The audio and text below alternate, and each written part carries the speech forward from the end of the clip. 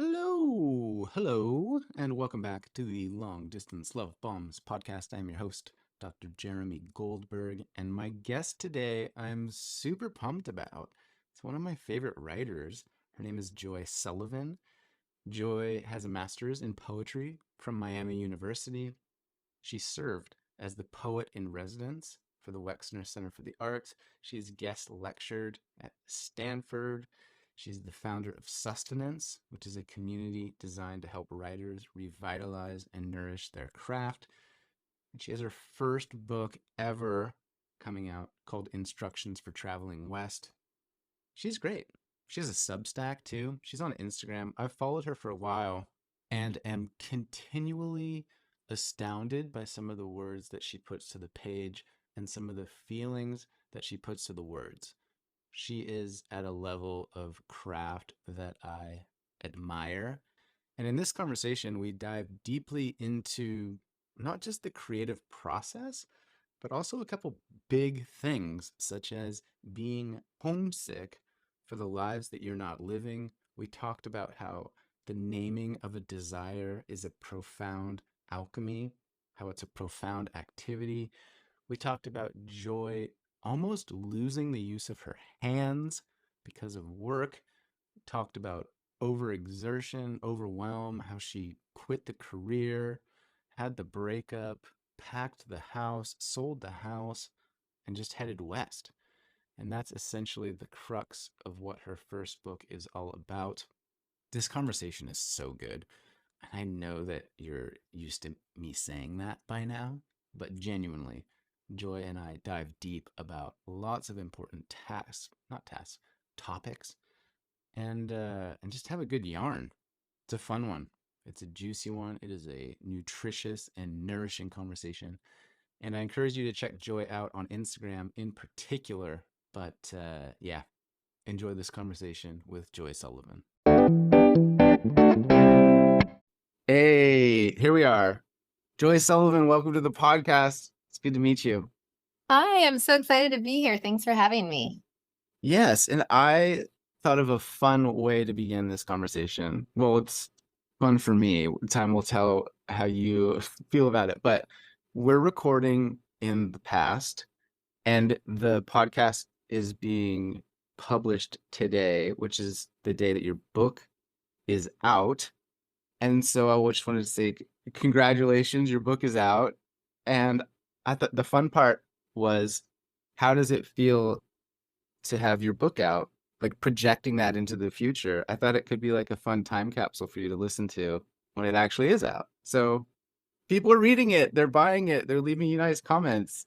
How's that feel?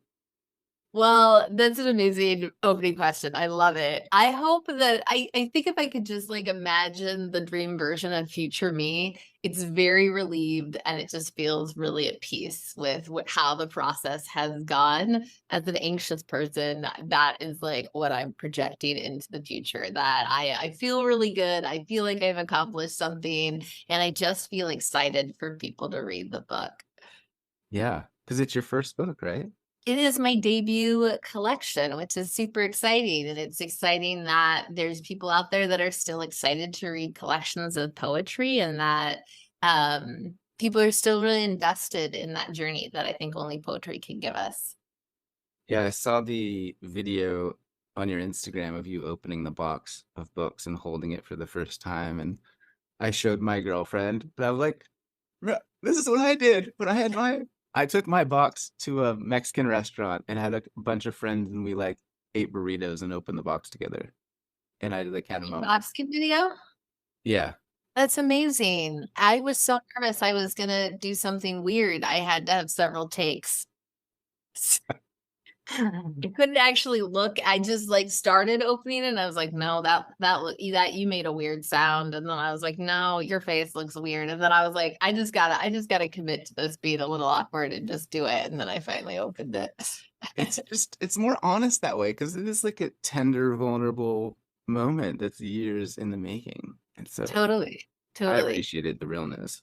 Yeah, I think it's just like It's amazing to actually hold it. Like, I have seen so many drafts of this thing digitally, but to open it and to experience as, like, a real tangible thing in the world, it really changes the experience, and it's really strange. Like, I know a lot of people compare it to childbirth or, like, having a baby in some small way, and it does sort of feel like, here's this thing that you've poured your life into that's separate from you, but is, like, very vulnerable also, and then the idea that lots and lots of people are gonna read this, is kind of a terrifying and exciting thing. Yeah.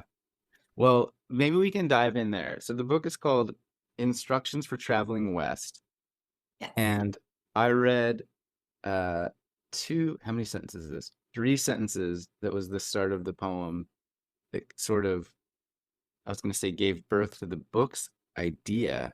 Yeah. And Joy, just to pump your tires a minute, you're one of the few writers that I follow on Instagram where routinely I will read something you've written and be like, "Oh shit, how'd you do that? That's so good." And those lines at the beginning, can I quote them to you? Sure.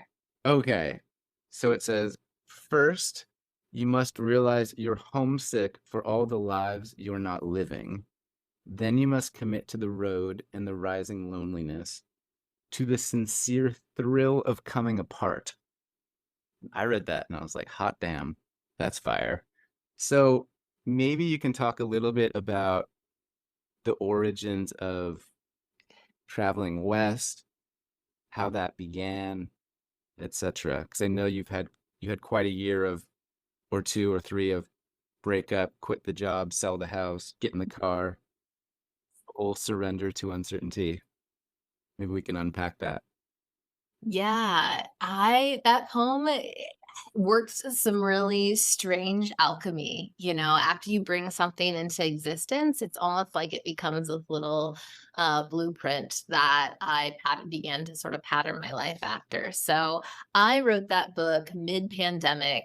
It was before we had vaccines or anything else that had come out. So we were not at work. Everyone was working remotely. People were super isolating.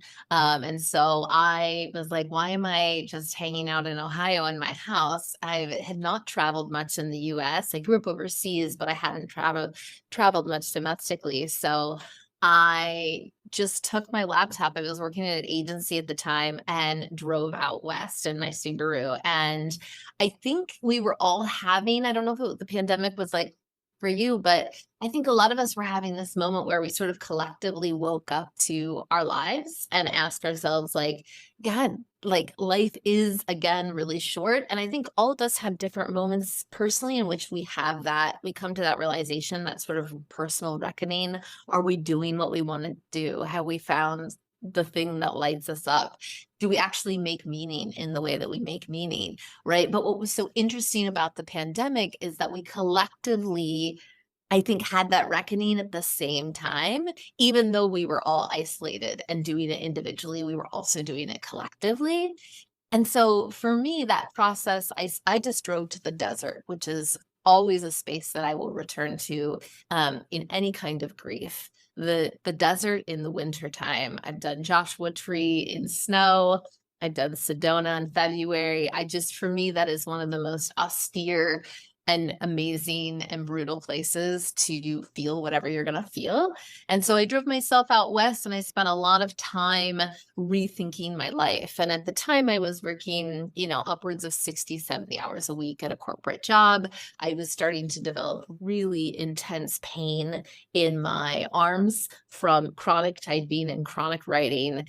And here I am, like, in the middle of the desert seeing the most beautiful things, and I'm thinking about email campaigns and brand strategy and messaging maps, and there's nothing wrong with those things, but I woke up to, like, I'm doing a job that my body is literally telling me I can't continue. My surgeon was like, "You could lose the ability to use your hands in the future if you don't rest your hands," and I can't because I'm up against deadlines. And at the same time, I'm working so much and I'm seeing all these beautiful things, but all I wanted to do was just be outside. And so I came to the recognition, and then wrote that poem of what instructions I would tell myself traveling west. And it was, you just gotta go. You just gotta reacquaint yourself with desire and all her slender hands. And, the final line in that poem, remind yourself joy is not a trick. Peak pandemic, in the middle of burnout from my job, in the middle of breakup, I was just flooded with joy. And at times I felt sort of guilty for that and had to remind myself, this is not a trick. You're allowed to feel this. So I wrote the poem, and then that truly was this alchemy that became a catalyst for the rest of the rest of my life. And so I wrote that poem in February, and then within, I think, 3 months, I had actually literally leaped west. So I had sold the house and packed up the two cats and all the plants and the books, and I had moved to Portland, which is where I am now. So lots more to say on that, but that kind of gets us started on the whole origin of the poem and how it started me off on this journey. Yeah. And so you were working so hard that a medical professional said you might lose your hands, the use of your hands, and your reaction was, yeah, yeah, yeah, but I got a deadline. I've got a campaign I need to produce. That to me is such a succinct description of where you were at in life. Yeah. At that point, did you recognize, like, was that rock bottom, so to speak, or was that a transition point, or was that just one more thing along the way? I think that was past the point I should have already been out, because I think when our body starts to break down, we have neglected the signals it's told us before it stops. It starts unraveling on us, if that makes sense. Like, I think by the time our body starts to break, we've already missed the warning signs. And then it's like, well, if you're not going to take a break, if you're not going to slow down, we're going to force you to slow down. And I just remember going to this hand surgeon, and he's like holding my hand, and it's so tender. I know it's his job, but it was like, he's like holding my hand, and it feels so tender, and he's very attractive. And I just remember being like, and he was like, you have got to slow down. And I was like, okay, I will. Um, but I remember being like, I don't know how. And my work was understanding. They tried to give me breaks. Eventually I went part-time. There was some wiggle room there. But the lesson that I learned was, this is a dead end. Like, in the end, you're never gonna get. It was coupled with the idea of, like, all I want to do is build my life around being able to have more time to be outside and to be moving my body. And I had to reckon with myself, like, can you honor your body enough to take a little less money?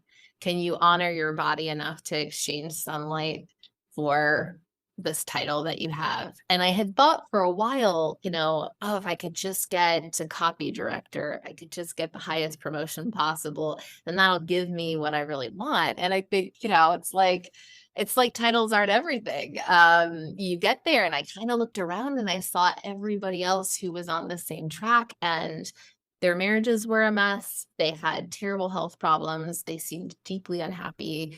I don't want to paint in broad strokes, but for me, I couldn't see a trajectory forward that promised me any kind of happiness. And I had to really ask myself, why the heck am I doing this, right? Like, why am I doing this? I just want to be out. I want a life that I can be in the sunlight again. That would feel lucky. And so really I reshifted and remodeled my whole life around that goal, was to be outside and to move my body when I needed to. I love that. I've written about this idea of defining success individually. And in our society, it's very much title, income, car, square footage of your home, right? It's these kind of materialistic things. But what if we define success in terms of how much you love your body, or how many waterfalls you've swam in this year, or how many hugs you got this month, or sort of an individual process. So for you, was that a conscious decision to do that, or like was it a conscious decision to run towards that version of life, or was it more like, I'm in a burning building, I need to run away from this existence that I have? I mean, I think it was both. I think that line, that says, first you must realize you're homesick for all the lives you are not living. I realized on a lot of different levels, not just physical, but also emotional, that there was a self inside me that I had this kind of spiny sense about, but I couldn't access her in the life that I had created for myself in Ohio. And I didn't have a bad life. I had a really lovely partner. I had a really lovely job. I had a really lovely house in a neighborhood that I cared about, but I had this sense, and I think a lot of us have that, like, little prickly sense that there's, like, some other thing that we may have access to, and a lot of people are like, "Okay, do I just need to move to Portland, from the Midwest, or do I just need to go to California?" And I'm like, I know the book is called Instructions for Traveling West, but I think West can be exactly what you're saying, our own kind of personal vision of that impulse or that instinct to go where the body is telling us to go. And I think just like animals, we have instincts that propel us and move us into new spaces. And I don't know that it matters geographically where you go, but I think there was tremendous value for me in anonymity, right? In being able to leave. I mean, I moved to Portland without knowing anyone. I didn't know a soul here. And so this kind of beautiful moment of reinvention, for me, the gift was to be totally anonymous in this place and to just listen to that instinct and start over. And then, fast forward 2 years, I since getting here, I have left my corporate job. I have started my own business community, my own small business, which is a writing community, and I've also gotten a book deal. So I just think, again, it's that idea of, like, giving yourself full permission to reinvent. How did you end up in Portland specifically? Yeah, I was dating, a bunch of different cities, meaning I was going and spending, like, a week there and seeing how it was. So I spent some time in Denver. Austin was on the list. And people kept saying, I could kind of see you in Portland. And I thought, I'm not going to Portland. I'm not doing that. Like, that's too far. Um, and, there's lots of, like, funny sayings, like, keep Portland weird, that kind of thing. And so I wasn't sure. And then I came out here for 6 days. All right, I don't know if my cats are being loud. I came out here for 6 days, and I just fell in love with it. I just love the ocean. I love the mountains. As somebody who's spent a lot of time in the Midwest, I just really recognized that this was a space that specifically was going to give me access to that natural world. And there's a lot of great creatives in this city. But again, I don't know if it mattered where I went. It just mattered that I went somewhere totally new. Yeah. As a brief aside, and I can maybe edit this out later, but have you been to Silver Falls State Park? Yes, yes, I have with the Waterfall? 7, I think there's 7 waterfalls. Yeah. Yeah, Have you done the loop, the walk? I have. My ex-partner took me there on our 2nd date and kissed me at every single waterfall, which is great game. That is that is a good game, If actually. anyone needs a date idea, that's a really good one. That's free. That is, yeah, and that's the main takeaway for people from this podcast is, Yeah. uh, 7 Falls State Park, it's a loop. You yeah, have to kiss at every waterfall. yeah, I like that. Yeah. Uh, um, Follow-up question: when you moved to Portland anonymously and knew nobody, had complete freedom, what did that anonymity gift you? Like, how did that benefit you? Because Yeah. I could see people thinking that's terrifying. I don't know anybody. I don't blah blah blah blah blah. There's no way I could do that. What were some of the silver linings? Yeah, for me, it was just extremely there's a poem actually in the book called Move to Oregon in July. That's all about, letting yourself just surrender to the tear, right? What I call the magic dark, that sort of velvety unknown that you just release yourself into. Like, it's like the fertile fecundity of the ground, right? That the seed slips into.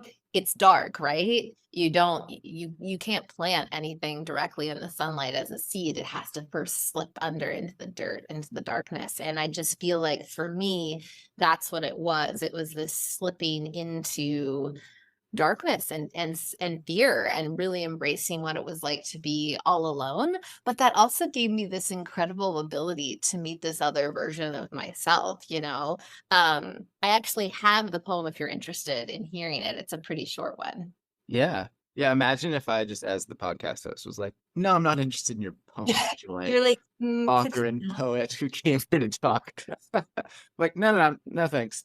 yeah, actually, we're gonna pass on that. Yeah. No, please. I would love to hear it. Yeah, so this maybe answers the question the best way. It's called Move to Oregon in July. And you can drive to the coast and slurp oysters from the shell in cafes with tiny brass forks and fancy chilled plates. Or you can pass a lavender farm and feel the scent creep through your skin and into your dreams. Soon you'll be ordering brandy Manhattans at the bar and trying on names like Clementine or Genevieve, maybe even Ava if the bartender seems sad. A one-eared cat might follow you home. Loneliness is a bright blue dress with an open back. That's the way of it, isn't it?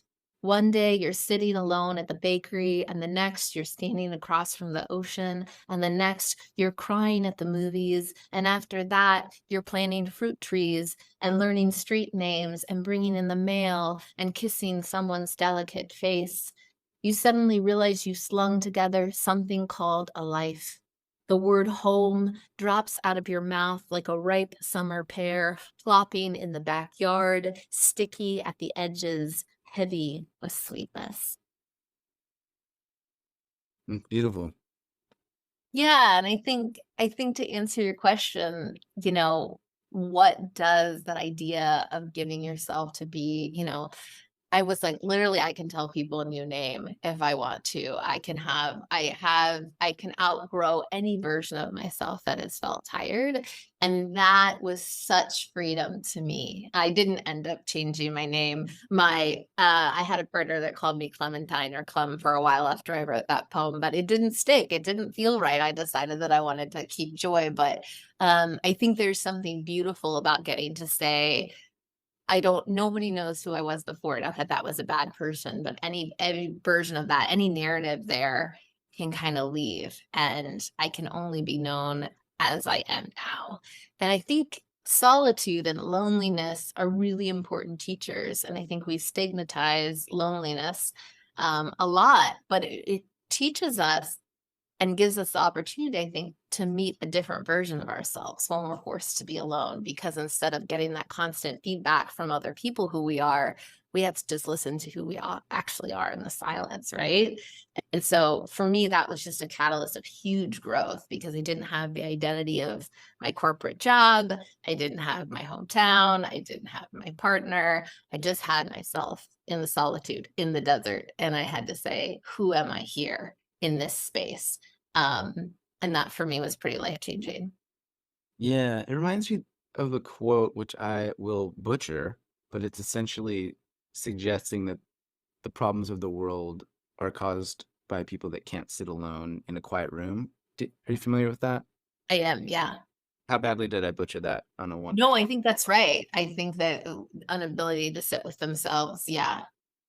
Okay, and then you're sitting in loneliness, and you could choose any name, you could become anybody, you have total freedom.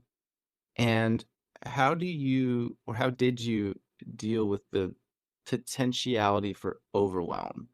And that I know for a lot of us, and myself included, when I could do anything, when I could be anybody, it's like this overwhelming sense of anxiety, and I don't know where to start, and I don't know what to do, and so I don't do anything. And then it's been 5 years, and I'm still in the same life, and now I'm in a shame spiral. And oh my God, Joy, what the hell? Do you have any thoughts on the overwhelm associated with total freedom? Totally. And it's actually something I experience now too, as somebody who is an entrepreneur and a writer. I'm not married, I don't have children. I have the gift of abundant freedom, but with that, I can go any direction. And I think for me, sometimes I have paralysis around that level of freedom. And I totally know what you mean. I struggled with that. It's like, I don't know. I could do anything. And like, even if you don't have that level of freedom, I think we all get paralyzed by choice. This idea of, I want to lead the best life, but I don't know where to go. And I'll tell you a story that really helped me frame this. And it was actually when I was on one of my solo trips, which I highly recommend solo trips to anyone, especially women. I think when you're thinking about meeting the sovereign self and getting lonely and getting still, and also proving to yourself that you're not made of glass, traveling alone in beautiful natural spaces is a great way to do it. But I was traveling, I was hiking in California and I was lost. I'm usually lost. And I asked somebody for directions on a trail and I said, which one's better? And she said, um, well, you can go up and you can see the main vista and you can see the overlook, and that's great. But you could also go through the valley and you could see all the sunflowers. And I said, well, which one's better? And she said, either way you go, it's all heaven. And I think about that phrase so often when I am paralyzed by choice, when I'm exactly what you described, when I'm overwhelmed. Do I stay in Portland? Do I move to California? Do I move overseas? Do I write a novel next? Do I write essays next? I mean, I think with the beauty of leaping is that we've got to get ourselves off the cliff, right? But then once we start leaping, it can be really scary to know where to go. And I tell myself, it's all heaven. No matter which life you choose, it's all heaven, right? And even when, I moved to Portland, I got my car smashed in pretty quickly. There was lots of hard things. I kept repeating to myself, it's all heaven. Truly, it's all part of it. It's all heaven. This is part of it. The ache and the beauty. Either way you go, you'll experience both the highs and the lows. And that has given me a lot of comfort over the years here. Yeah. I just love that so much a random woman on a random hike has a random encounter with you, says something about heaven, fundamentally changes your life. You think about it all the time. And now we're on a podcast. Thousands of more people are going to think about this. And she might be out there sitting quietly, like, I've never had an impact in the world. And you're like, no, lady, you've changed so much. But you've True. touched on something big, which I think hinders a lot of us from taking action. It's this idea of the paradox of choice, in that there's a right choice or that there's a perfect path. Right. And there's a lot of analysis and unsteady thinking that prevents us from just following that little intuitive pull towards the west, to use your metaphor. Totally. Yeah, and the idea too that if, like, for whatever reason we didn't get to choose the life that we wanted, and there's very real reasons for that. Not everybody has the freedom to leap all the time. I understand that for sure. And it's certainly from a place of privilege. I've gotten to do a lot of the things that I've gotten to do. Like, that's just a reality. But the fact is, I leaned into this life because I didn't get the life that I wanted. The life that I wanted was, at that time in my life, I wanted to be married by I was 25. I wanted to have children. And that I didn't get that life. That just like didn't happen. So by the time I hit my early 30s, I was like, well, what is heaven about the life that I have?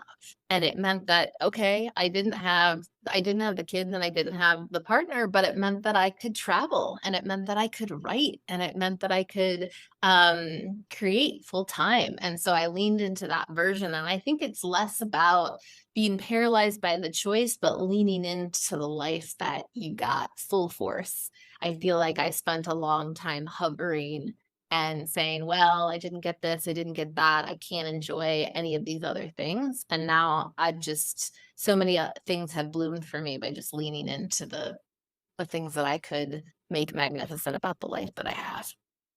Yeah. And in dealing with the pain of the past, or how that worked out, did you like go to a therapist? Did you just sit in a monastery? Did you read some books? What helped Uh, you to alchemize that pain? well, I love therapy and have been in therapy throughout my adult life, which I'll always recommend. But truly, and I don't want to be expected here, but really writing has been so helpful for me. I mean, I can't think of any other process that literally puts you in the driver's seat of a narrative, which is, of course, a metaphor for the narrative of our own lives. So I used to work with girls who had experienced a lot of trauma. They were all survivors of human trafficking, and I would go and volunteer and do writing workshops with them. And I am such a believer in the power of writing to transform cognitive narratives that happen around who we are, how we talk about ourselves, our place in the world. And so what I witnessed with those girls was they had the ability to name themselves because they had to all use pen names because of the writing and the legalities and protection for them. But even getting to name themselves was a beautiful act in their healing journey because these are girls who have maybe been called all kinds of things in their lives that they haven't gotten to choose. Then the power of naming their experience with all their control and autonomy, getting to use language, girls who have not had control, girls who have not had autonomy, they on the page get to exercise that right and that freedom and that sense of sovereignness. And then, dually, the ability to say what happens next on the page. And so I became really fascinated with this model of seeing girls shift into ownership of self, getting really choosy, like, even where they would decide to break a line in a poem, exercising that kind of ability to choose. That's all a callback to sovereignty of self, right? And so that's something that I began to do a lot in my own work was how do I move out of this place of grieving some of the lives that I didn't get, grieving some of the trauma that I've experienced, and you can do it through the page. The page is really the safe space. And just like I saw with that poem, Instructions for Traveling West, it's kind of like write in holy fear, friend, because it really can change the trajectory of your life, what you put on the page. I believe that it is that powerful, not only for people who've survived horrible trauma, but for people who are also just want to change or rebuild or move on from loss. You have a line that says, naming our desire is profound alchemy. It seems like that's what you're describing there. Does it begin with the clarity or the acceptance of what you want? Is that the starting point, or where do you I think begin? so.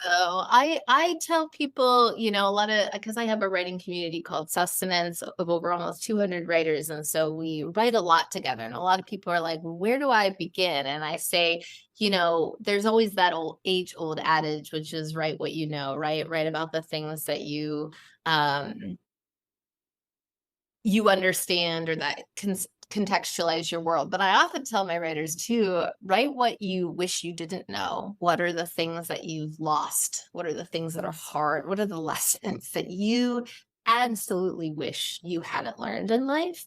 And on the flip side of that, I often ask my writers to think about desire. So, what is it that you're really wanting? And because I'm such a proponent in writing from the body and not the brain, where, really feeling the language inside your body before you rationalize it with the logic of your head, I think getting in touch with the desire is a really natural way to drop back into your body.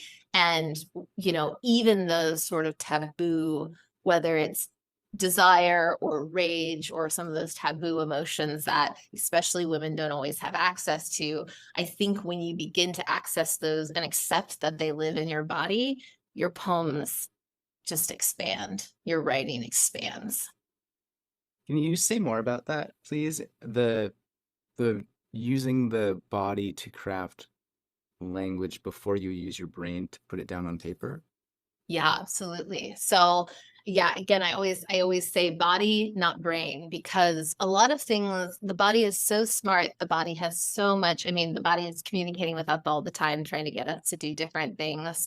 Um, and a lot of times when we go to write, we rationalize things. So, especially when I work with poets, they want to make sure that the line makes sense. They're thinking about the person who's reading it. They're trying to decide if um, if the line is pretty enough to write down. And that really gets us stuck when really I think we just need to generate without being an editor for a long time. And that's really the process of moving it through our bodies. So Ellen Bass, who's one of my favorite poets, she has a quote that says, you want the reader to feel something in their body, right? When they also read your work. And you can't do that without first feeling it in your body. So a lot of times I tell people, what are the sensory things that you're feeling in your body, and how can you write to that? So again, they always say show, don't tell. I say whisper, don't yell. Whisper the things that are happening inside your body and write that on the page and really stay in that bodily experience,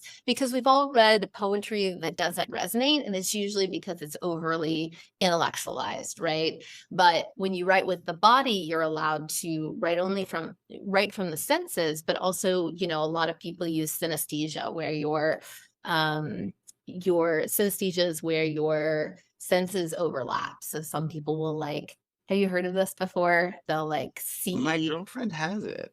Cool. What does it look like for her? She's described it as, I mean, I might butcher this, but my recollection is that she would associate colors with words or Yes. places. Like I Yeah. would say a word to her, and she'd be like turquoise. I'm like, Yeah. what? Yeah. And then I would test her, and she would remember. Yeah. I'm a scientist. I'm like, what? Let me. So a lot of people, so that was categorized as actually a mental disorder for a while. And I also am a synesthetic, and my sisters are also a little bit. And you can have that kind of cross sensory overlap with a lot of different things. So some people can actually taste flavor when they hear music, or yeah, really fascinating, almost like intersections of senses happening in mismatched ways. And now they're moving out of thinking it as a disorder, and more into like a creative muscle that is actually allows us to be more creative when we're able to allow our senses to overlap. So moving back to that idea of writing from the body, it's allowing yourself to stretch into these really strange muscles. So, if you want to say the sky is so blue it howled, write that. That's technically a synesthetic observation. The sky is so blue it howls, right? But making sense of how the body experiences the world, the truth of the body, versus trying to rationalize it through the brain, often really helps writers get out of this kind of stuckness or paralysis when they come to the page. So I think that that's a great place to start, of just writing the weird sensory driven experience of being in the world, and then worrying about how it sounds later. Yeah, like giving yourself permission to just get it out and purge, put it on a page. Yeah, absolutely. And also, I think, Brendan Constantine, another poet I really love, he says, what you write is none of your business.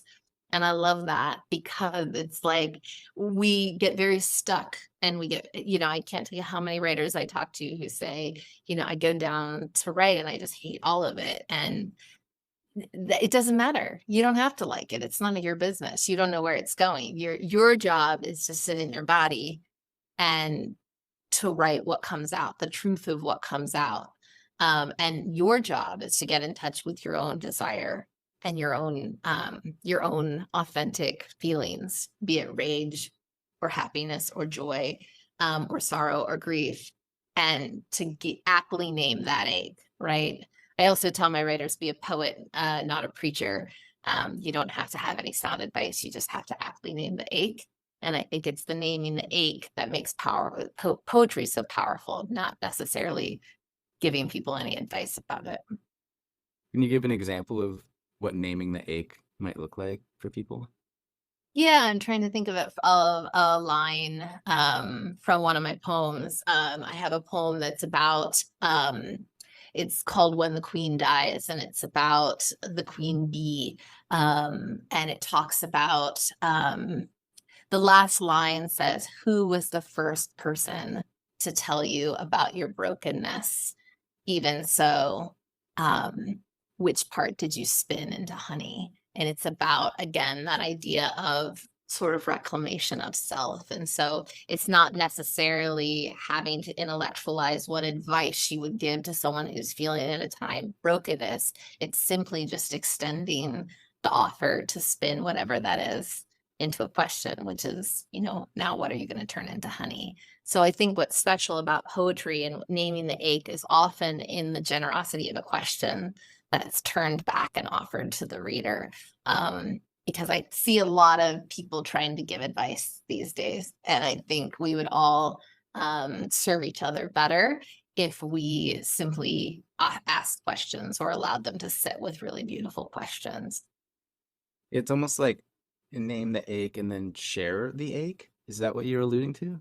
I think so. Yeah, I think that's right. I think it's also not being afraid to say the really hard things about being human. Like, we're all very worried about being the heroes of our own work, and that just actually isn't what makes interesting poems. Like, no one wants to read a poem in which you did everything right. That's not actually very interesting. Like, I want to read the poem where you fucked up and you said that really bad thing and you had that really problematic thought.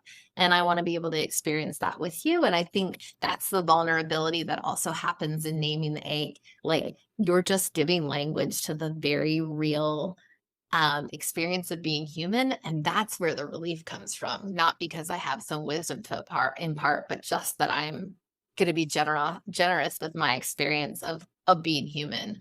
Um, and that in itself, I think, is redemptive versus feeling like I have to have answers. I grew up really religiously, and I have come away from that tradition. And now, as a poet, I'm very resistant to try and give anyone any kind of certainty or life advice. And so it's such a relief for me to truly to be a poet, not a preacher, and just allow people to have their own interpretations about the work and their own meaning making instead of having to feel like I have to give any answers for people.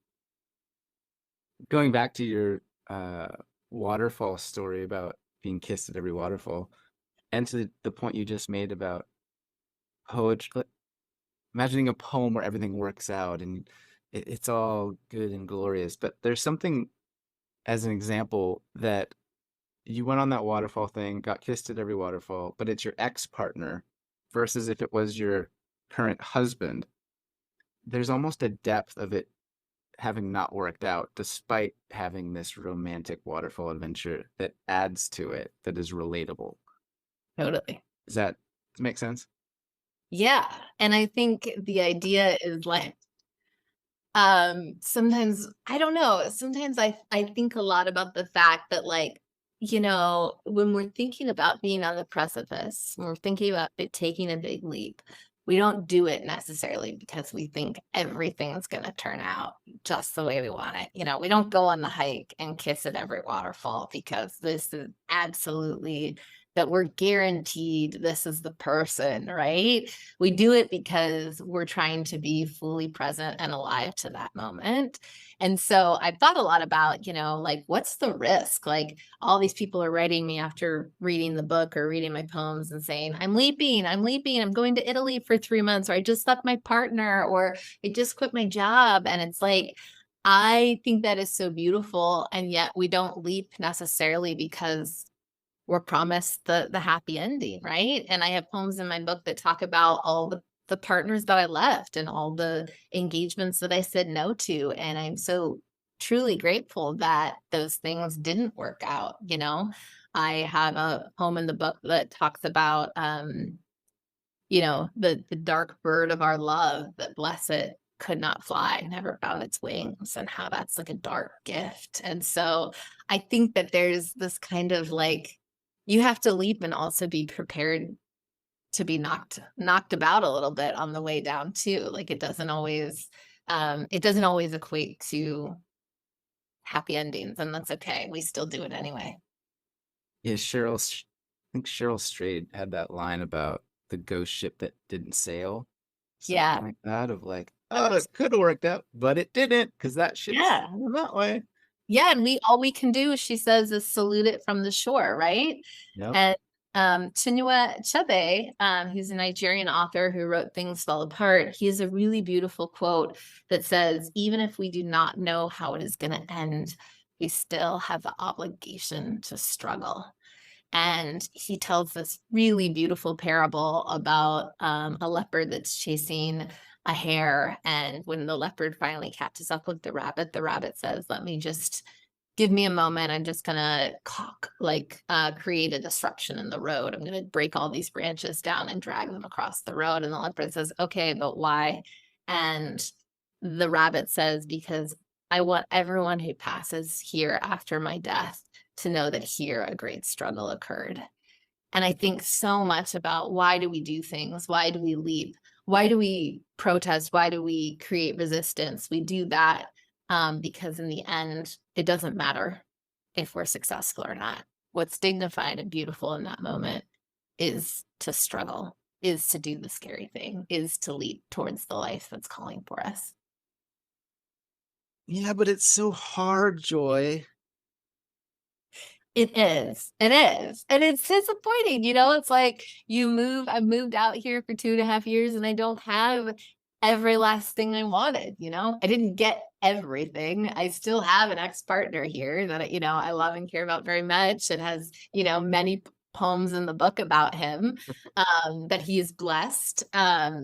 But it is, yeah, I think it's a fool's errand to do things expecting outcome, and then for the only reason that we act. I think that's actually leads to greater nihilism and despair when we try and equate every leap or every brave thing we do with this payoff. I think that's kind of a capitalistic way of thinking about how we engage with our world. I love that. Yeah. And I'm reminded, I had this dude on the podcast named Dewey Freeman, who is like this grizzled Yoda cowboy psychotherapist. And he's amazing. But he talks about the distinction between control and power.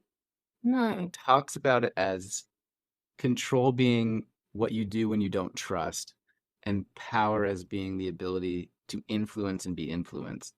And it sounds like what you're alluding to there is stepping into power by taking the armor off and being exposed to whatever may occur through that series of actions, the anonymity, the loneliness, the uncertainty, the great unknown. Whereas the controlling is still clinging to that old way of living you're actually trying to leave behind. And that's challenging in my experience. Totally. Well, I mean, I think for me, it's like, what's scarier? The grief of, leaping and maybe not getting everything you wanted, or the grief of staying and never knowing. And that's a personal decision, and I can't say for one person, that isn't me, that they might have a different conclusion for me. But it got to the point that if I didn't go, I knew I would regret it for the rest of my life, that I didn't give myself a real shot at finding out who else I could be in this world, And like, I had a reoccurring nightmare every single night for like 8 years in Ohio, in my little blue house on the corner of Avondale. And the nightmare was that I would wake up at like 4 a.m. and I would feel like I was decomposing in a barrel of water, and I was trapped and I couldn't get out. And the day that I moved to Portland, that nightmare stopped. And I think a lot about that like, okay, this has been a really hard thing to do, but I've certainly had a lot of grief in the leap, but it is nothing compared to what it felt like to be in my body and not saying yes to the life that was calling. Well, I'm glad you didn't title your book Decomposing in a Barrel of Water. That's book 2. Is it really? No. Like, Joy, we need to talk that. I don't know. Like, I know I'm not gonna talk to your marketing That's people. going to be very dark. So I'm curious, for those listening who just had a moment in their system when you said, I will regret this for the rest of my life, and they maybe had what my mom calls a come to Jesus moment. Uh, what advice or suggestions do you have for them to just begin the process of navigating those feelings and taking some kind of action? Yeah, it's a really good question. I think what's hard is when we there's so much fear and emotionality around a leap, and usually it's happening when we're already in a point of personal distress. So I just remember like weeping on my back porch at the most stress. My hands are quitting. My job is imploding because I can't keep up with deadlines. I feel like I'm not where I'm supposed to be. I'm having nightmares, right? And so it's really tough when you're experiencing all those things at the same time to know what to do. That's where we get overwhelmed. That's where we feel like we're drowning. And so for me, I think it, again, not to like go back to something I've already said, but you have to create a pocket of stillness before you can even hear and feel yourself. And I think I just stopped for a week and just said, what am I going to do? Where am I going to go? And for me, then I told my job I was going down part-time. So I baby leaped. I took like a series of baby leaps. And I tell the same thing to people. You don't have to dramatically, blow everything up. You just have to take one tiny baby leap to begin to change your situation. So for me, it was starting to date a bunch of different cities. It was spending a little time in different cities. Then it was going part-time at my job so that I could get a little rest and my hands could start to heal. And then it was deciding that I was going to move, but I still stayed remote at my job for like 6 months. And so I would say create the space where you can feel what it is that's even calling to you. So you can actually experience the ache and then you can name it and then take baby steps towards that, take baby leaps. And what's crazy about leaping is that it's this wild momentum. You start with one and you get a little cocky and then you do another one and pretty soon you're doing some really exciting things. And the other thing is when you're in that sort of energy, you attract other people who are also in that energy and they help pull you towards where you're supposed to be. But you can't do it if you're totally overwhelmed and totally stuck and totally paralyzed. You do have to somehow create a break in that, whether it's literally taking a break or it's finding silence or it's going to the desert. But you do have to create a container to even know what you're being called to do. Because for years, I just had the nightmare. I didn't know that it was my body trying to tell me, you got to get out of this state and this house and this relationship. But I had to spend a lot of time with myself before I knew, oh, maybe that barrel is a metaphor that I feel deeply, deeply trapped in my life. And I've got to change something or this is going to haunt me. Yeah, I think that's really sound advice. I pictured somebody drowning, and then while they're drowning, you're like, "Hey, where do you want to go to eat? Like, what do you want for dinner?" You're like, "No, no. First, I need to stop drowning. I need to find a buoy or a raft or a boat or something that I could cling to, and then I can think about making a decision." But when you're in it, thrashing around, it's impossible. Right. And you can't trust the decision either. I think there's a lot of pressure, especially, when I listen to people who have done inspiring things. I think there's a lot of pressure to just know what you want and go for it. And well, if we all knew what we wanted immediately, we would all do it. It's the scary part is not knowing, but that's where you just really have to sit and listen and to what you want. And the thing is, we usually know, we're just tuning it out. We're too scared to look at it. I spent years in relationships that I was too scared to turn towards and say, this isn't actually what I want. Yeah, I've had a lot of conversations with coaching clients where I just start by saying like, "What do you want?" I'm like, "I don't know what I want," and then I basically have to call bullshit for an hour. Like, okay, if you did know what you want, what would it? But like, we know, and to your point, that's not the hard part. The hard part is acting from that knowing or accepting it, right?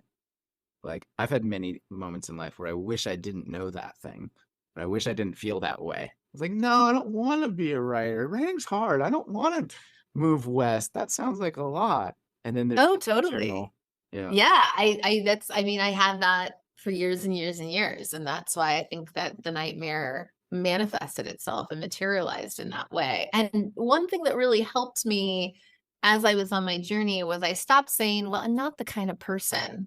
I told myself that a lot. "I'm not the kind of person that moves to the West Coast." I live in Ohio on the blue house in the corner of Avondale with my nice partner, I'm not the kind of person that leaves her partner when he's about to propose, right? I'm not that kind of person. I'm not the kind of person who has a book and writes full time and leads a writing community, right? So I had to really, for me, I just had to stop saying I'm not that kind of, I had to start saying, maybe I am that kind of person. Maybe I am the kind of person. I don't know yet. Let's find out. Maybe I am the kind of person that blows up her life at 36, you know, and moves somewhere without knowing anyone. And then I have just, that again has, catapulted me into more decisions and bigger reaching. Maybe I am the kind of person, but I found it very dangerous to live in that phrase. I am not the kind of person, because who the hell of us knows what we're capable of, right? And then it goes back to the power of the narrative and the freedom of the page. You can write yourself into a new life if you can write yourself as somebody. I mean, a lot of people work in persona poetry because if they can take on a new persona, they can access some new version of themselves. And that is ultimately what I think we do when we leap, is we leap towards something that isn't even fully formed. Yeah. And you're not that kind of person until one day you are, right? Right. Right. It's like, well, now you are. Guess what? Yep. Here we are. It's just, And that's then just how it worked out. then the universe is just like, oh, cool, you made that leap. Well, here's another one. Like, oh, you went west? Guess what? You're on a sphere. You can always go wester. I have wondered that, like, if I don't stay in Portland, like, where do I, or do I write another book as instructions for traveling south? Like, where do I go from here? But for me now, after a season of leaping, I'm really in a season of rooting. And I've been thinking a lot about that too. Like, what does it look like to really invest into, there's a lot of courage in leaping. And then dually, after that, there's a lot of courage in letting yourself love where you are, letting yourself attach again, and letting yourself put down roots. So I think and seasonally, that's the exercise for me, is what if you let yourself love a place, Yeah, I feel seen by that. And I feel that deeply because years ago I was very nomadic and I was backpacking Africa for 4 months and I was remote working wherever I wanted to and on Ah, the internet and very free. And then the pandemic happened and I met a woman and I moved to Canada and suddenly I owned uh, a couch and a TV. And everything in my system was so used to running and moving and all of that that my new edge became staying, getting a gym membership because you're going to be here a while, bro. And signing a 12-month lease gave me anxiety in my whole system. And I think to your point, that was the new challenge. That was the new, not going west. I'd done that enough, but like staying west or staying rooted. totally. And, I've had to think a lot about, like, okay, this is hard. You went through a breakup in Portland. That's annoying. What happens if we don't move now? What happens if we sit again? My therapist really, and I appreciate this that I'm saying this, but what happens if you sit with this discomfort and you don't move and blow up your life? Like, what happens if you stay and find a way forward within place? And for me, west being, this abstract concept is kind of nice because that can shift. I don't have to move every time I want to change something in my life, but I can still lean towards what I feel like is an instinct asking me to do something bigger and harder and a little bit scary. And sometimes that scary thing is staying, right?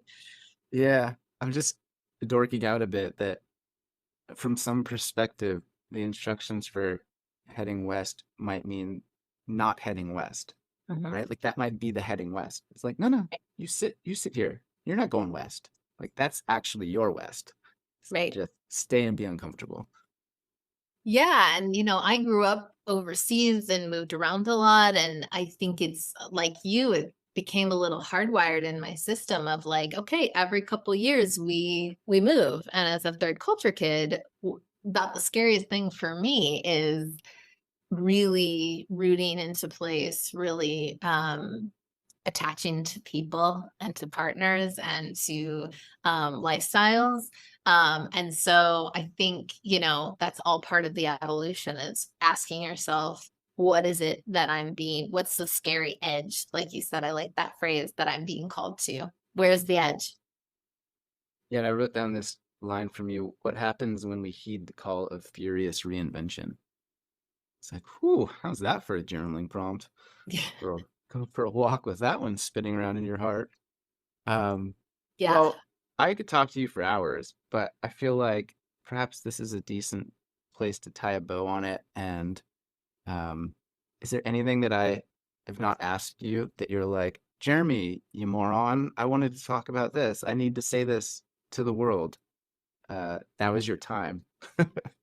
No, those were so lovely. They were things that I didn't even know I passionately wanted to talk about, and we got to talk about them. So thanks so much for the questions and the convo. You're welcome. And to those listening, in the show notes, I'll put your website and a link to buy your debut new shiny book, Instructions for Traveling West. And I know that you have an Instagram account because I follow it.